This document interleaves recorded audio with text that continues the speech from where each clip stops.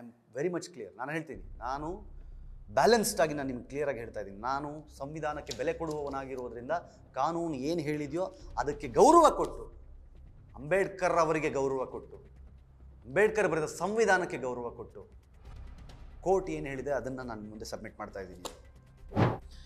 Court ಆರ್ಡರ್ನಲ್ಲಿದೆ, ಆತನಿಗೆ, ಸಂತೋಷ್ ರಾವ್ ಎಂಬ ಆತನಿಗೆ ಫಿಮೋಸಿಸ್ ಅನ್ನುವ ಕಾಯಿಲೆ ಇದ್ದರೂ ಸಹಿತ ಅವನಿಗೆ ಲೈಂಗಿಕ ಕ್ರಿಯೆ ಮಾಡಲು ಸಾಧ್ಯವಿದೆ. ಆ್ಯಂಡ್ ಆತನ ಶಿಶ್ನದ ಮೇಲೆ ಆಗಿರುವ ಗಾಯ ಅವನು ಒತ್ತಾಯಪೂರ್ವಕವಾಗಿ ಯಾವುದೋ ಹುಡುಗಿಯ ಜೊತೆಯಲ್ಲಿ ಲೈಂಗಿಕ ಕ್ರಿಯೆಗೆ ಪ್ರಯತ್ನಿಸಿದ್ದಾನೆ ಎಂದು ತಿಳಿಸುತ್ತದೆ. ಕೊರತೆಯಾಗಿದ್ದು ಸಾಂದರ್ಭಿಕ ಸಾಕ್ಷಿಗಳದ್ದು, ಕೊರತೆಯಾಗಿದ್ದು ಸಾಕ್ಷಿಗಳು ಉಲ್ಟಾ ಹೊರಟಿತ್ತು, ಕೊರತೆಯಾಗಿದ್ದು ಸಾಕ್ಷಿಗಳು ಸಾಕ್ಷಿ ಹೇಳದಂತೆ ನೋಡಿಕೊಂಡಿತ್ತು. ಹೊಟ್ಟೆ ಉರಿಯಲ್ವೇನ್ರಿ? ಹೊಟ್ಟೆ ಉರಿಯಲ್ವಾ ಇದನ್ನೆಲ್ಲ ನೋಡಿದಾಗ? ತಿಳ್ಕೊಳ್ಳಿ ತಲೆಯಲ್ಲಿ ಸ್ವಲ್ಪ, ಮಬ್ಬಾಗಬೇಡಿ.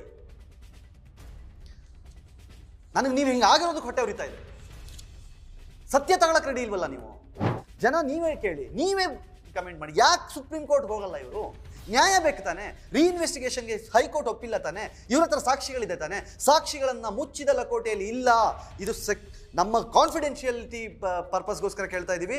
ಈ ಲಕೋಟೆಯನ್ನು, ಇದರಲ್ಲಿ ಸಾಕ್ಷಿಗಳಿದೆ, ನ್ಯಾಯಾಧೀಶ ನೀವು ಮಾತ್ರ ನೋಡಿ, ನೀವು ಮಾತ್ರ ಇದನ್ನು ಅಬ್ಸರ್ವ್ ಮಾಡಿಕೊಂಡು ನಿಮಗೆ ಸರಿ ಹೌದು ಇದು ವರ್ಕ್ ಆಗುತ್ತೆ ಅನ್ನಂಗಿದ್ರೆ ರೀಇನ್ವೆಸ್ಟಿಗೇಷನ್ಗೆ ಆರ್ಡರ್ ಕೊಡಿ ಅಂತ ಕೇಳೋದು ಬಿಟ್ಟು ಬರೀ ಪ್ರತಿಭಟನೆ, ಬರೀ ಸೋಷಿಯಲ್ ಮೀಡಿಯಾದಲ್ಲಿ ಕಿರ್ಚಾಟ, ಇಟ್ ನೆವರ್ ವರ್ಕ್ಸ್ ಲೈಕ್.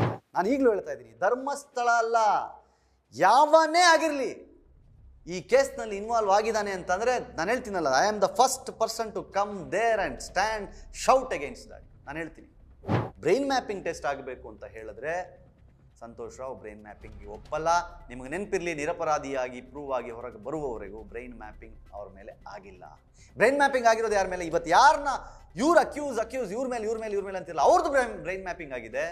ನಾನು ಹೇಳ್ತಿಲ್ಲ CBI ಕೋರ್ಟ್ ವರ್ಡಿಕ್ ಮತ್ತು ನಾನು ಕೀರ್ತಿಯಲ್ಲೋ ಪ್ರಿಂಟ್ ಮಾಡ್ಕೊಂಬಂದ ಅಂದ್ಬಿಡ್ರಿ. ಫೈನಲ್ ಆರ್ಡರ್ ನಾನು ಓದ್ತಾ ಇರೋದು. ಸಾಕ್ಷಿಗಳ ಕೊರತೆಯಿಂದಾಗಿ ನಿರಪರಾಧಿ ಎಂದು ಪ್ರೂವ್ ಆಗಿದೆ ಅಷ್ಟು ಬಿಟ್ಟರೆ ಇಲ್ಲೂ ಸಹಿತ ತಪ್ಪೇ ಮಾಡಿಲ್ಲ ಅಂತ ಹೇಳಿಲ್ಲ. ಆ ಹೆಣ್ಮಗುಗೆ ಅನ್ಯಾಯ ಆಗ್ತಾ ಇದೆ ಕಣ್ರು. ನ್ಯಾಯ ಕೊಡಿಸುವ ನಿಟ್ಟಿನಲ್ಲಿ ಯಾರೂ ಕೆಲಸ ಮಾಡ್ತಿಲ್ಲ, ಇಲ್ಲಿ ಯಾರೂ ಮಾಡ್ತಾ ಇಲ್ಲ. ಸಾಕ್ಷಿಗಳು ಪುಟಗಟ್ಟಲೆ ಇದೆ. ರೀಇನ್ವೆಸ್ಟಿಗೇಷನ್ ಆದರೆ ನಿಜವಾಗ್ಲೂ ಆ ಹೆಣ್ಮಗುಗೆ ನ್ಯಾಯ ಸಿಗುತ್ತೆ, ಆ ಹೆಣ್ಮಗು ಬದುಕುತ್ತೆ, ಆ ಹೆಣ್ಮಗು ಆತ್ಮಕ್ಕೆ ಶಾಂತಿ ಸಿಗುತ್ತೆ.